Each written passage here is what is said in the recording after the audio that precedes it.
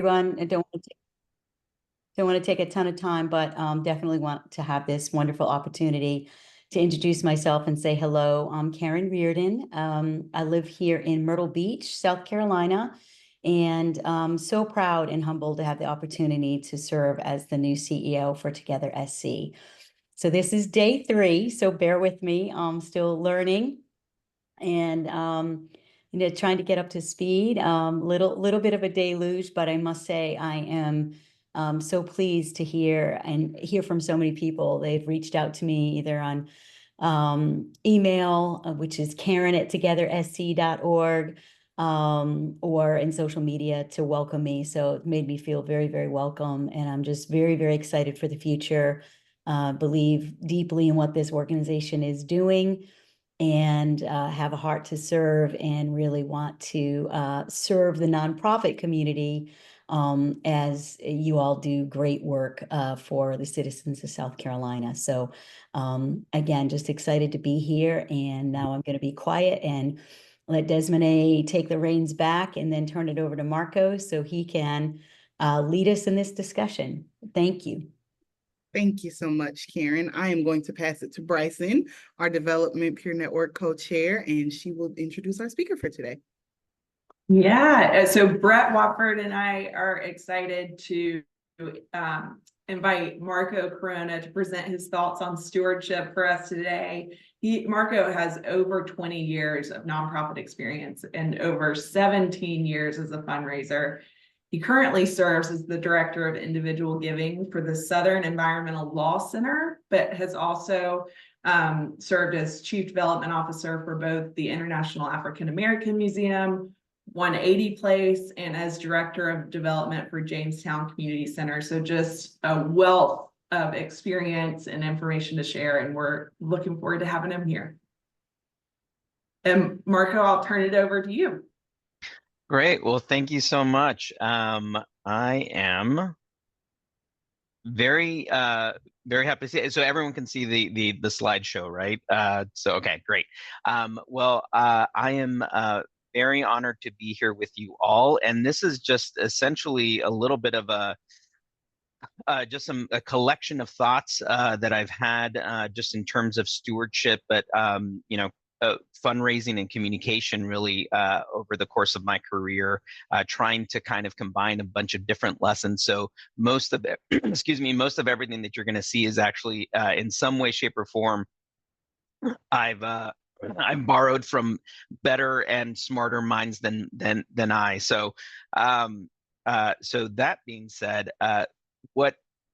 what are the goals of today? So one is to understand segmenting audiences, why that's so important. 2 is creating personas so that you understand how to message and why it's important to vary your message among your audiences. And 3 is to create a high-level calendar, because really that is the best way that you're going to organize your work. And have a global view or a bird's eye view of just making sure that you're touching on all of the different things that you're trying to do through your stewardship, which also is cultivation and ultimately is communication. So that being said, as I said, stewardship equals communication, and communication equals segmentation, because you have different audiences. So why should you segment? Everyone is different. There are different interests. There are different levels of engagement, depending on who you're talking to, right? There's, I think in the major gift world, you'd often talk about not just capacity, but inclination, and that's going to change for everybody. So when you're thinking about your general stewardship practices, your, how you are connecting with kind of all of your donors, you really need to scale some of that. You need to, kind of figure out, you can't do it for every single person and find out what it is that they like. So in some ways, you got to have these shorthands and shortcuts to make sure that you have that you're kind of putting out there your best effort to try to connect with folks. So where to start your segmentation? First is gift size. that's a very easy thing to do. You can, kind of define major gift versus annual gift. You can, and you can throw a bunch of different other ways, but just sort of that's one major segmentation is, your major gift donors versus your annual gift donors. Second is frequency and recencies, right? So first time versus loyal versus sustaining. Why that's so important? So it's been pretty consistent over the past decade or so that when you look at conversion rates, right, the first time gift, when someone makes an initial gift to you, the retention rate for them to make a second gift, it doesn't even have to be in the next year, but just for them to make a second gift is usually about 20%. So 80% will drop off. But if you can get them to a second gift or giving for a second year in a row, that retention rate jumps up to about, I think it's, kind of most recently it's about 60%, and that's been pretty consistent. So if you can get a second gift out of someone, if they will come back for an additional donation, you have now tripled the odds that they are going to stick with you for the third year. So why not message them directly or tailor some messaging or communicate with them that speaks directly to their first time gift in order to increase their probability of them sticking with you. Next is loyal. That is another way that you could be communicating with your donors and with your audiences, acknowledging that they've been with you for 5 years, 10 years, 20 years. And then finally, sustaining, right? These are your folks, your recurring gifts. These are the people who are making monthly donations. And for many, kind of that recurring gift in terms of retention, it like blows it out of the water, right? Sustaining donors, recurring donors tend to have not just year over year retention, but the lifetime value of them is incredible, and they're more likely to give 3 times as much as they would normally have given with a one-time gift. So this is a very valuable group that could be receiving some tailored or additional messaging that lets them know how important they are to your organization. And then finally, you have your live bunt and your side bunt. For those who may not know, that's last year, but unfortunately not this, and some year, but unfortunately not this. So live bunt is are your folks who gave to you last year and have not and did not give to you in a second year. And then side bunt is if they gave sometime in the past, so 2 or more years in the past. So how do you go about like that major gift versus annual gift? How do you define that? Here's just kind of a quick and dirty way to do that. 3 ways to do that. One is to just take your budget and remove 3 zeros. So if you have $1 million budget, then potentially a major gift could be considered $1,000 donation, right? That's one way of doing it. Another way is, kind of there's the Pareto principle that says that, kind of 80% of your giving comes from 20% of your donors. If that's true, which is actually being skewed, we're not going to get into all of that, but Giving USA study shows that, more and more donations are being made, or the amount of donations that are made, kind of a lot of that is coming from high net worth individuals. That seems to be a very, kind of where fewer people are donating. That loss is offset by a few donors at the top giving more and more and more year over year. So in any case, the Pareto principle would tell you that, whoever gives you 80% of your individual giving, kind of makes up about 80% of your individual giving, that tends to be your major donor class. And then finally, I mean, just what feels right to you. I think there's a little bit of a gut check, right? Where you look at your donors, you understand who's making significant gifts, who's making some of the most meaningful gifts to your organization, and um, you know, that tends to be your major donors that you want to spend some time providing them attention. Next is frequency. Frequency is, like I mentioned, there's sorry. As I mentioned, there's a 20% retention rate for first-time donors. So, if you can get them to a second gift, you're increasing your chances that they're going to be a lifetime donor. Loyal donors, there are some organizations that even have like an incentive program to make sure that people continue to be donors. I think it might be the Citadel that has a special giving circle that you have to have given basically from the start of your from the time that you graduate, give every year consistently for 25 years, and you're part of a special giving circle for doing that. And then sustaining donors, as I mentioned, when people make recurring gifts, they tend to increase the lifetime value. They're less likely to drop off, and it might help you with your own budgeting because there's a consistent amount of, or there's some consistent funding that's coming in every month that will help you through some of those lean months, as we all know. Last year, but unfortunately not this year, live months, and then some year, but unfortunately not this. This is where your messaging may rely more on, we miss you. We want you back. One thing with the live bunt and the side bunt is that, people who don't give to you, they may not give to you because they don't know you. People who are live bunt and side bunt, they may not give to you because they know you.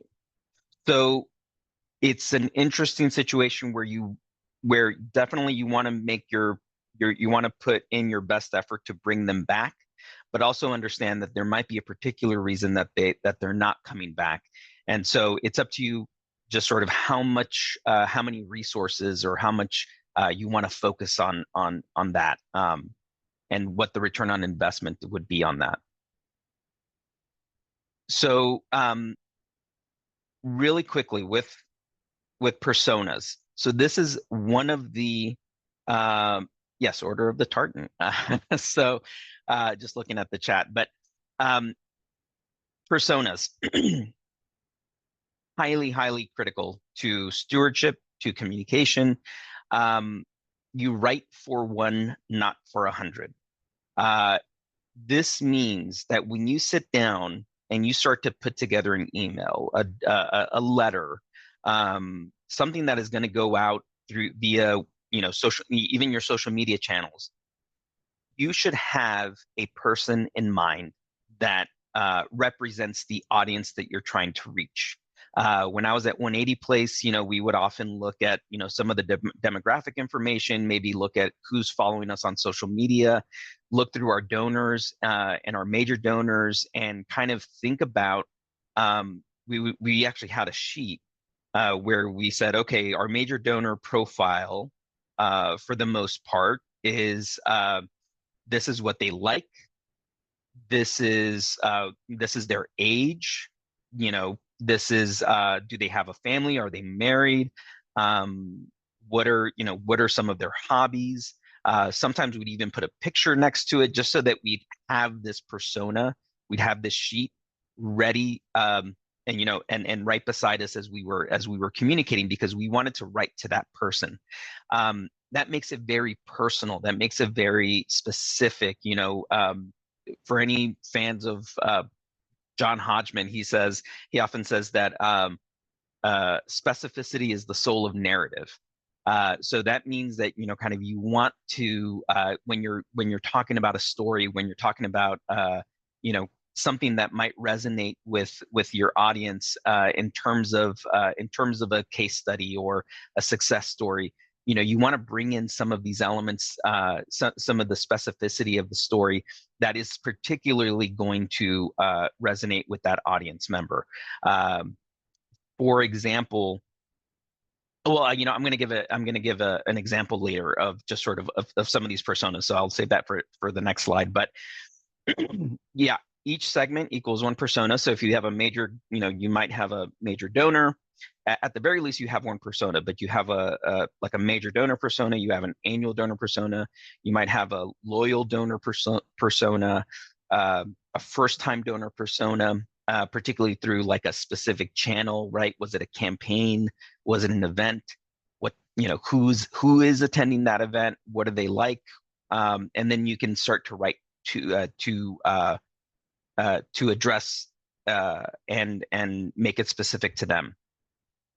So like I said, name, age, interests, maybe even a photo.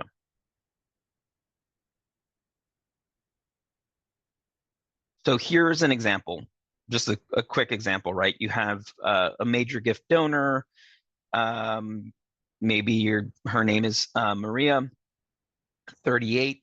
And this, I used to work for a community center in San Francisco, the Jamestown Community Center. So maybe this is someone who, grew up in the neighborhood and wants to give back so other kids have the same opportunities. That could be their motivation. So when I'm writing something to a major gift donor, and I know that, I have them have major gift donors who had grown up in the neighborhood, I might build in elements of what the neighborhood is like, maybe draw upon the experience of, what it was like to go to elementary school, what it was like to, have this type of experience.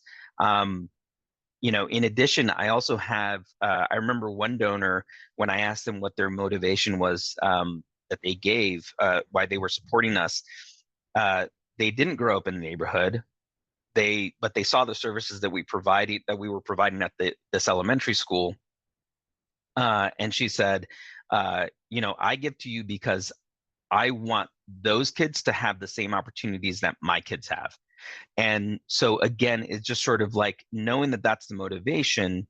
I may focus on opportunities that we're providing youth. And how important that is, as we all know as parents, this is a very important, time in development and XYZ, right?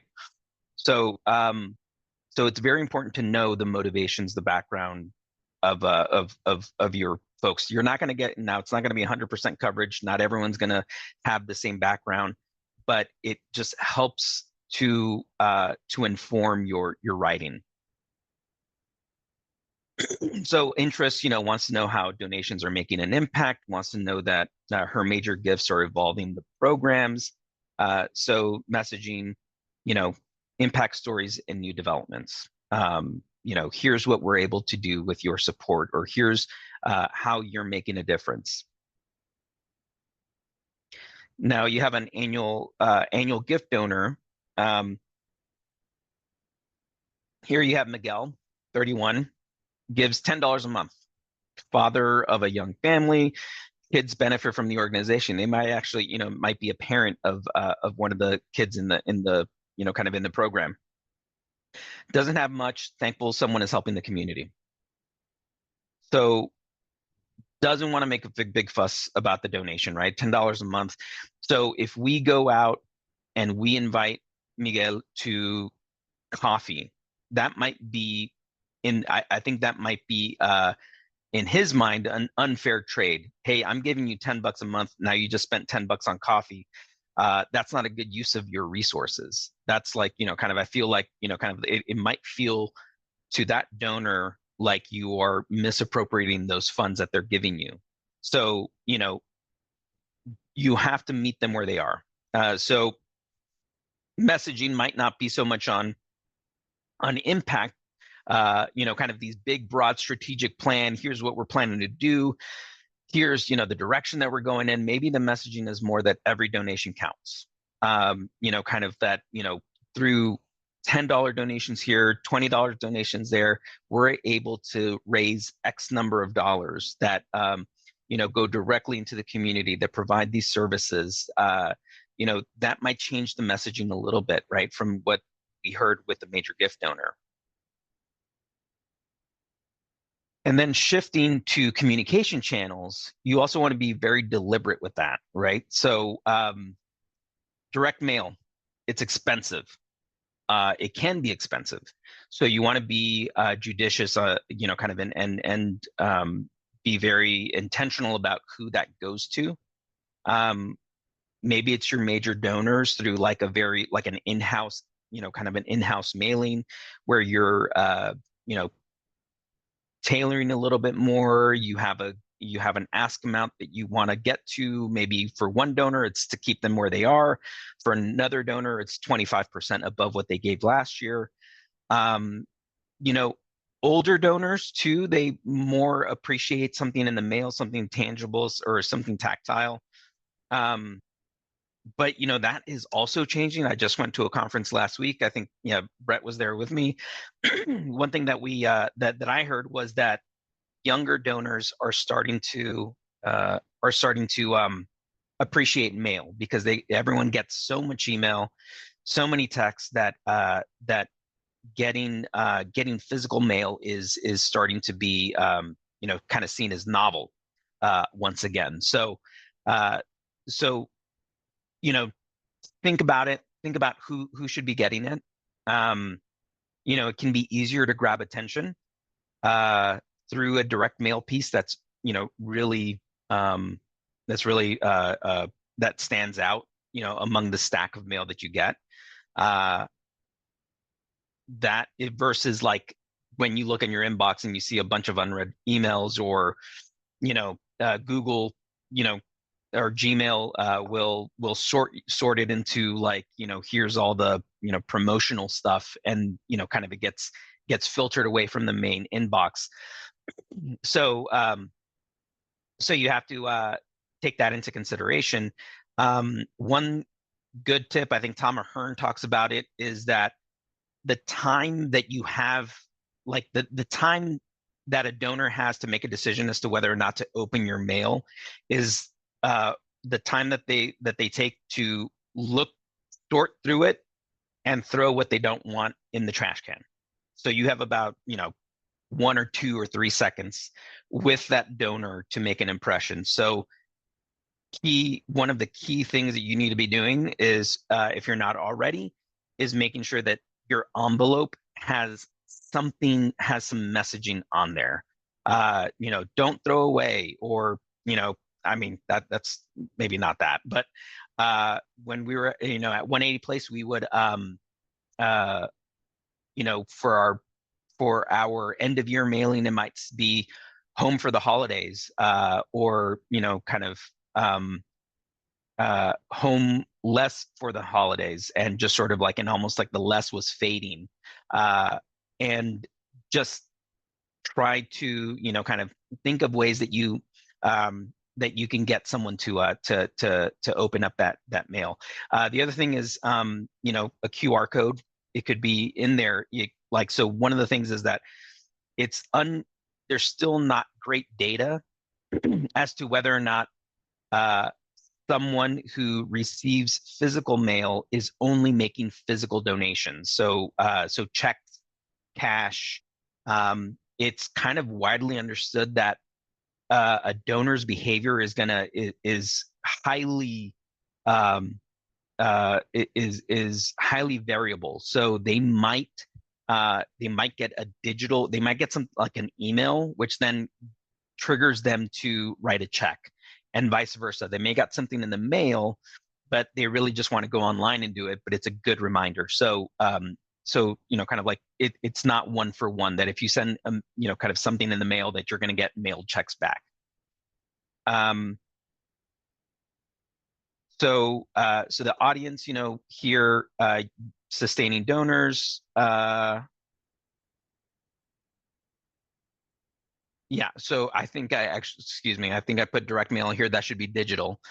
So under digital, you may want to go with sustaining donors, younger donors, inbound marketing leads. And so what inbound marketing is the idea that you're like using, for the most part, social media you put out there a message, usually ads. You boost the post, or you buy ads via social media, with a specific call to action to get them to click on a button that sends them to your website.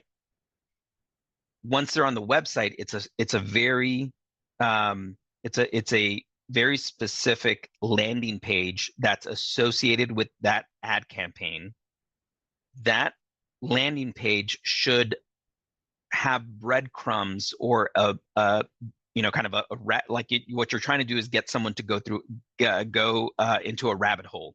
So they're on the page. You might have a success stories. You might be linking to a video, your impact report or annual report, and it gets them to just sort of like click on something else that's going to take them to another part of your website, and then get them into eventually kind of signing up for your newsletter, maybe making an online donation right there and then. But kind of the real big get is to just get an email from that, to get them to say, yeah, I want to learn more, or I want to be engaged. And then once they do, now you have their email, now you have some information, and you can start communicating to them, and and put them in an audience. So digital is really helpful to kind of continue that conversation. Sustaining donors, again, kind of these are your folks who are recurring. Often they're doing that through an online platform. So you do want to kind of engage with them digitally. And younger donors, I mean, I think, I'm really appreciative that people have now, I'm not that young, I'm not that old either, but I really like the Apple Pay feature on a lot of donation sites now. Super easy. Once I adopted my Apple Wallet, makes it, kind of just takes the friction out of donating. So the pros of digital communications is that it provides you with relevant communications. You can immediately respond to something in the world. So at SELC, for example, we have an office. One of the states where we work is North Carolina. We just had Hurricane Helene devastate Asheville, and actually parts of the upstate here, where kind of we also serve the South Carolina. Within a day, we were putting out our show of support. We were communicating to donors what our plan was to support Asheville, Western North Carolina, and other parts that were affected. It was a hard pivot in direct mail. We had sent our end of year letter to the printer. A batch had already gone out, and we basically said, stop the presses. We can't go out with the mailing that we just did. We have to write a new letter, which we did within 24 to 48 hours, and get that to the printer for us to still meet some of our deadlines, or get close to meeting our deadlines for direct mail. So one thing that I didn't mention in the previous slide was that direct mail, it's great for these evergreen kind of issues or campaigns. When I was at the International African American Museum, we usually had an acquisition mailing that was pretty much evergreen, that we would just edit here and there, making sure that it was still relevant. But for the most part, the messaging was consistent throughout the year. But then we had specific time-bound campaigns that took like 3 months to develop. Like, we were talking about Black History Month in December of the previous year, so that we had, we knew what we were going to say, we knew the story. So it's a lot slower moving. So it's got to be big issues that are not going to necessarily be, going to change with the news. But with digital, you can really kind of pivot on a dime. You can turn on a dime. You can talk about what's going on in the world, and how it affects your work, your community, and how you're supporting your community. It's not the right platform for large asks. I think that's still pretty consistent. There's some really good research on just sort of like ask strings and anchoring. So I think above $1,000, some traditional methods of ask strings and anchoring devices. So for example, anchoring means that if I pose to you, would you donate one of these amounts? And I say $25, $50, $75, and $100, your anchor is the 25, which means that if I go from 25 to 50, if I'm trying to think about going up to 100, it's a lot more difficult because now I'm set on 25, and so 100 seems like like really far away. But if I went the other way and I said, would you consider let's just say 250, 200, 100, and $50. 100 actually seems like it's kind of I'm over here, you're asking for a lot, but I can do 100. So that starts to that anchoring device, or that the ability to anchor a gift and get someone to react or behave in a way that you are trying to kind of encourage them to, starts to fall away once you go above like $1,000. So so digital is a little bit kind of limited in that way. So so moving into communication calendar. So kind of we covered segmenting audiences. We covered writing for the 1 and not the 100. And we just covered kind of some different channels, right? Like you got digital and you got direct mail. So how do you put all that stuff together? And that's going to be through a calendar. So, you want to start off with, like, the way that I organized it was that, like, what's the baseline? What does everyone get? And it doesn't matter if they're a donor, a major donor, a loyal donor, recurring donor. I want them to get this. And often it's like, it's also, if they're not a donor, they might get some of this stuff too. So it's probably your newsletter. Like if you have a physical newsletter that you mail, and maybe twice a year, you have a monthly e-newsletter. And that has actually, in this conference that I just went to, there was a reinforcement that, donors have in survey after survey have said that the right amount of updates is about once a month, is a monthly update. They'd like to kind of get a monthly update from their organizations. Now, whether or not, I think there's a lot of subjectivity as to whether or not someone is feeling like they're being updated appropriately. But this is where, kind of this is maybe stewardship 102, just in terms of going deep into like surveys and getting responses from your donors in terms of how they would like to receive those updates. But still, e-newsletter, monthly basis.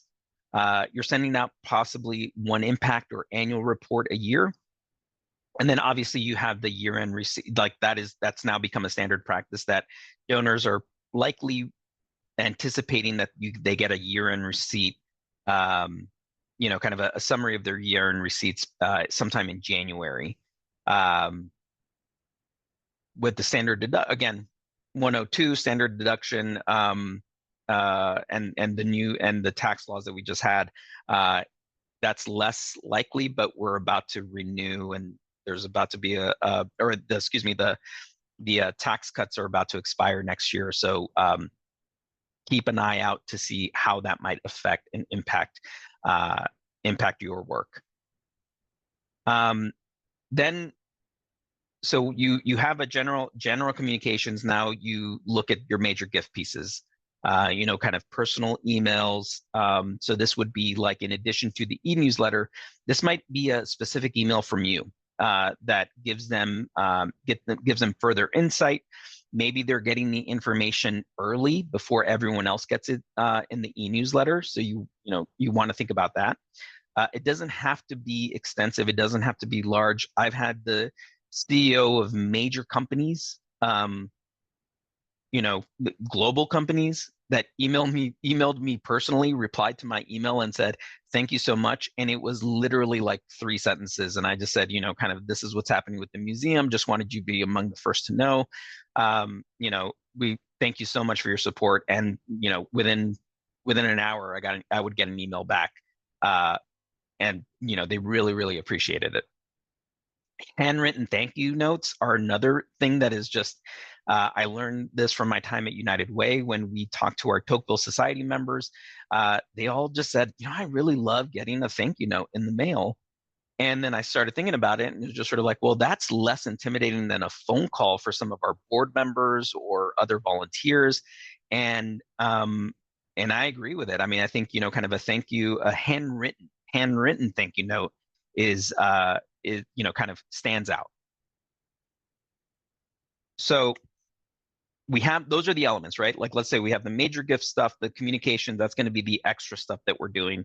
And then we have their general communications. What I would advise is kind of breaking it down like this, right? So you have your general communications, you have your annual donors or general donors, and then you have your major donors. This is all done with like just a spreadsheet. But I start off with the appeals because I want to know, that's number one as a fundraiser. I need to know when I'm asking for money, and then fill in communications around it to make sure that I'm appropriately stewarding and cultivating. So after someone's made a gift, I'm stewarding them, which then leads directly into cultivation for the next gift.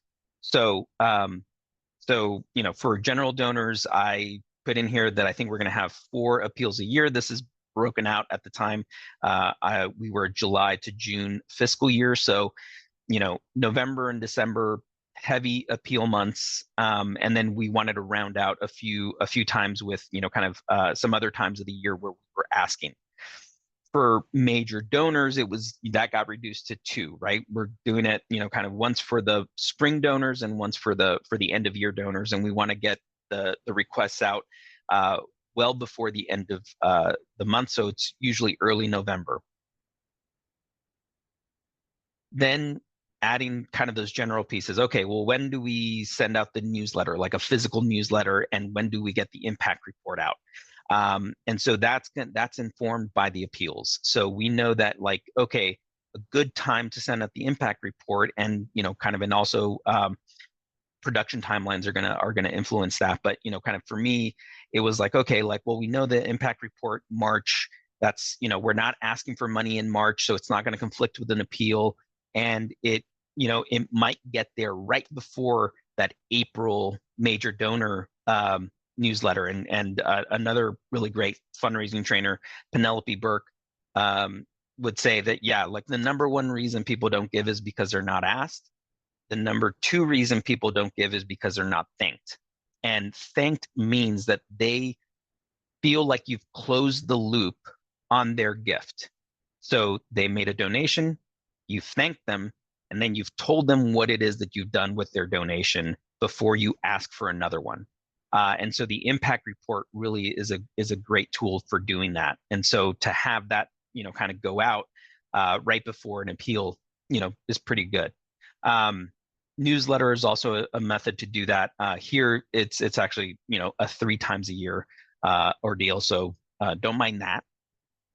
And then, here's where the e-newsletters all come in. All right, we're going to have one every month. Year-end receipts, we know that's happening in January. And then finally, like, it's the personal email. So what this also helps, what this does is that it allows you to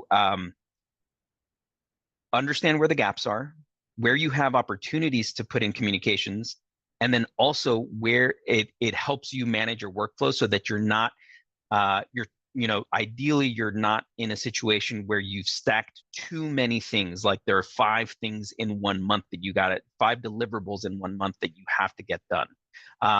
So it might tell you, okay, at the most I'm going to have 3, but I think that's doable. Most months I'll have you know, 2, maybe 1. But it makes sure that you're managing your internal resources as well. So again, we're set. I want to leave some time for questions for questions, but segmenting your audience is critical to stewardship. You understand who they are, which is going to then allow you to create personas, which tells you what it is that you should be doing for those audiences. And then when is the, kind of the, and then, once you have those segmentations, you know how you want to be communicating with those audiences and those segmentations, then you can start developing a calendar that manages your resources and also make sure that you're getting, going through an entire fundraising cycle and that you're stewarding your donors appropriately. So that said, let's jump to some questions.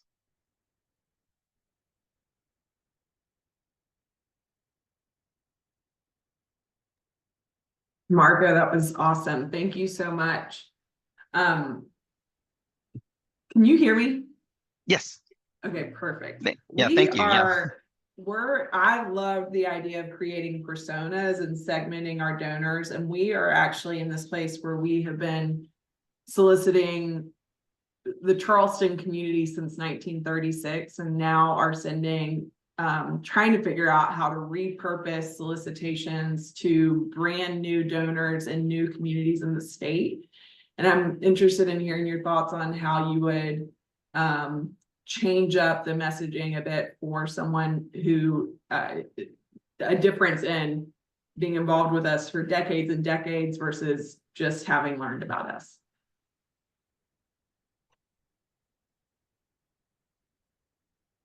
Well, I think, one of the things that I think in all the messaging, right, is the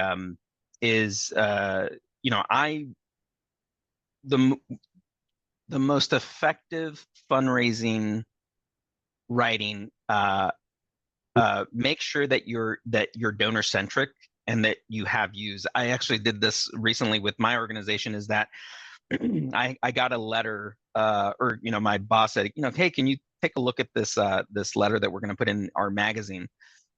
And I said, well, right off the top, I've counted. We have 250 words. 3 of them are you. And then, and if you couldn't tell by my blue and yellow, I went to UCLA, so those are the UCLA colors. But I got a stewardship note from UCLA. It was 150 words, and I believe 11 of them were you. So the ratios were completely off. Like I was just like, so I think in a way, I guess how I'm trying to answer the question is just that, what do you like? I think it is about like centering the donor. And so you're about to embark on a journey that's been 34 years in the making. You are coming into a legacy of kind of community building and how do you make someone feel special and feel like they're a part of that longer history. You might have a testimonial from some of your donors from the past 34 years and say, like you, we have individuals who have, who are committed and have been part of our story for X number of years. Here's what one of them had to say. Kind of maybe that's a way to do that. I like the idea of inviting them into the fold. Yeah, that's interesting. Mm-hmm. Someone in the chat said, what about events? How do you add them to your high level appeal calendar? Meaning what gets added first? And that's from Jody Malone. Malin? Yeah, no, that's a great, so we would do like when we're sending out invitations, and we would occasionally put we would do the event and when the invitation would have to go out so that we knew, kind of like roughly we had to make sure that invitations were part of that production timeline. So we knew that like, okay, this is when we need to mail the invitation. So we need to work backwards from there. Again, it's about resource management. I think if you're particularly in a smaller organization, if you only have one development person, I think the biggest thing that you can do is understand how to manage that specific resource, both kind of financial resource, but human resource, so that you're not burning someone out, or you yourself are not burning out. I think it's also important to understand who that event is for. So I would still highly encourage you to think about it through the lens of, this event is for the general public, our annual donors, our major donors. And so we would have the event like as we had like a stewardship event, where we would just it was just a thank you event for our major donors and mid-level donors. And so we would populate those events into that segment brand, or into that segment band. So I would I would do it in two ways. One is put it in for the audience that it's intended for, so that you know that you're managing that resource and you're saying, okay, we're going to ask them at that event. So maybe we need we don't have to have an appeal that same month. Or if we're going to send it, we're going to send it, beforehand, reference it in the event, or send it afterward and reference that in the event as well. And then secondly is just sort of like make sure that you're also putting in there not just when the event is, but also when the invitations are supposed to be sent out.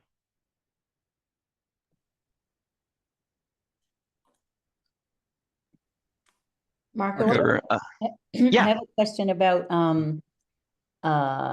direct marketing. I started my career there and used to do a lot of, very traditional direct mail pieces. And as you say, it's very slow. Doesn't allow you to really react to current events, like Hurricane Helene, Yeah. and also can be extremely expensive now because of postage costs. But seeing in the political realm and a little bit in stewardship now, people going to the postcard, the oversized postcard, especially to first-time donors or to the younger generation, because they do like to get mail. But seeing like the QR code on an oversized postcard, just as a way, again, maybe to draw attention, and to your earlier point, maybe that younger donor will then go online and make their first gift. So have you been playing with that at all? And what are you seeing in the industry as it relates to going to a more affordable way to do direct mail? Absolutely. No, that's a great point. We started doing that at 180 Place, particularly around our impact report. So one thing that we found, a really quick story. So there was someone who made a donation at one of our, at the Turkey in a 20 event, if you all know it, here at 180 Place. And so they made a $20 donation, 8 or 9 months go by and we send them an impact report, and I get an upset call, get an angry call that, again, misusing her funds, and there's no need to send such a elaborate mailing, and I'll admit that I was a little bit defensive, and I was like, this is not, this is how we'd like to do it. And so funny part about that is that, kind of like, we both, kind of held our ground. And then I immediately called the donor back, apologized, and we had a completely different conversation that was like, oh, no, you're fine. It was like, and I'm like, I shouldn't have, like I kind of, I think you have a really good point, and blah, blah, blah, blah. But at the end of all of that, it made us change and think, okay, like for a certain donor, it's not just about the financial, it's not just a financial decision. It's like, are we stewarding them appropriately to the level that they expect? And so for our, kind of our annual donors, our non-major donors, we started to send them a postcard with a QR code that sent them to the digital impact report, but highlighted the high level impact numbers and said, because of you, X number of people were rehoused, X number of people were sheltered. To read more and to learn more about, kind of the impact that you're making, there's the QR code. So we started to do more of that. We also started to use those as stewardship for like our loyal donors and committed donors. But yes, I mean, I think that actually was brought up in one of the sessions at this conference. And then Taryn over at the Chief Development Officer at the South Carolina Historical Society, she also uses them quite extensively. And I think she had a great point. It's like they get 100% open rate. So yes, absolutely think about that. In SELC, we do a lot of postcards for invitations as well. So our webinars will do that as we'll use postcards to invite people to our webinars, so that the QR code is right there, and then they just have to kind of flash their phone on it, and it'll take them to the registration website. Marco, great information today. And I know you mentioned provided a lot of great steps for folks, especially, maybe like you said, if they're one person in the development team. What are your thoughts about, because as you all know, fundraising is not just our job, it's everyone's job. And that even involves our programmatic folks. So what are your thoughts about involving other staff, non-development staff, like program staff, in the stewardship process? Absolutely. No, absolutely. I think I think that to get to that point, I think the organization needs to look at it as a whole of how are we incorporating philanthropy into our larger organizational culture, so that it doesn't seem like it's out of place. So one thing that we did, and I would particularly at 180 Place, but I think kind of if you have like a monthly or quarterly all staff meeting, dedicating a portion of that meeting to philanthropy or your fundraising efforts, making sure that people know how much this is, that we raise so much, or maybe there's a success story, or the major donor, when you have like major donor visits, like if you have a facility where you're taking people through, making sure that you tap specific program staff and say, hey, I'm going to come by with this person. Would it be okay if we just like stop in and you can tell them a little bit about what you do? Including them in e-newsletters, and again, centering your staff as part of the solution, and being the heroes of the story as well. And I think that puts them into partnership. And then, once we got, like, for example, once we started getting into that rhythm, we were getting messages from the case managers whenever they got a note from a former client who thanked them and said, thank you so much. Thank you so much. Like, I've started a brand new life, and blah, blah, blah, blah. And, kind of like they would share those notes with us, and then we would include those in a postcard, or in a thank you email, or a thank you note or letter. So it just became this really awesome, like, interaction between program and fundraising, that they felt empowered, or they felt like it was appropriate to like share this personal note that they received, where someone was extremely thankful for the services that they got. Yeah.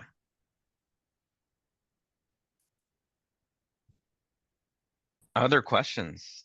I know we got a few more minutes. All right. Well, I really appreciate the time. Again, I'm honored to have been asked to present, and I hope that this was in any way helpful, and hopefully kind of some of this information you'll be able to apply to your work and your departments and your organizations. But really appreciate the time with you today. Marco, this was awesome. I have a list of things to add to our team plans, and which is amazing. And we'll plan on sending the link to this recording out to people as well, so we can follow up on it. I want screenshots of certain slides you had to share. So